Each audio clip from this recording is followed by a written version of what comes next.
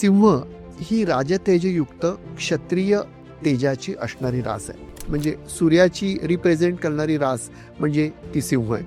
तो एकटाच आहे. या वर्षात तुमच्यातला क्रिएटिव्हिटीचा जो भाग आहे तो अतिशय शांतपणाने उत्तम पद्धतीने वापरा.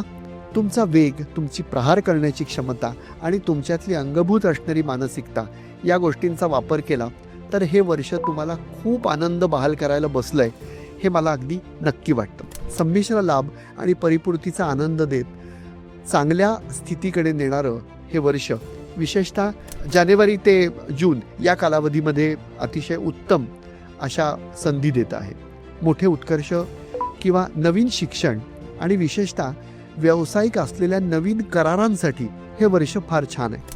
नवीन नोकरीसाठी जर सिंह मंडळींना प्रयत्न करायचे असतील तर विशेषतः एप्रिलपासून ते नोव्हेंबरपर्यंतचा कालावधी हा टप्प्याटप्प्याने उत्क्रांत होत जाणारा कालावधी आहे. मे 2026 नंतर महत्त्वाच्या मानसिक दडपणातनं आणि दबावातनं हे वर्ष तुम्हाला मुक्त करेल. सिंह मंडळींसाठी रोज न चुकता सूर्यस्तुती वाचणं, शिवकवचाचा एक पाठ दर सोमवारी न चुकता करणं आणि रुग्णसेवा आणि महिलांना मदत करणं. अहो, तुम्ही तुमच्या घरातल्या महिलांना जरी मनापासून मदत केलीत ना कामात, तरी त्यांचे मिळणारे जे आशीर्वाद आहेत ते फार महत्त्वाचे आणि मोलाचे असतात.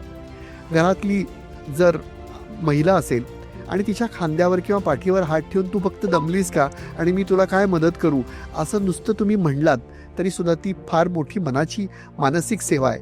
म्हणजे एवढ्यावरच थांबू नका, पण खरोखरच महिलांसाठी जर तुम्हाला काही करता येत असेल तर नक्की त्यांना मदत करा. त्याचा खूप चांगला फायदा आणि लाभ सिंह मंडळींना होणारच आहे.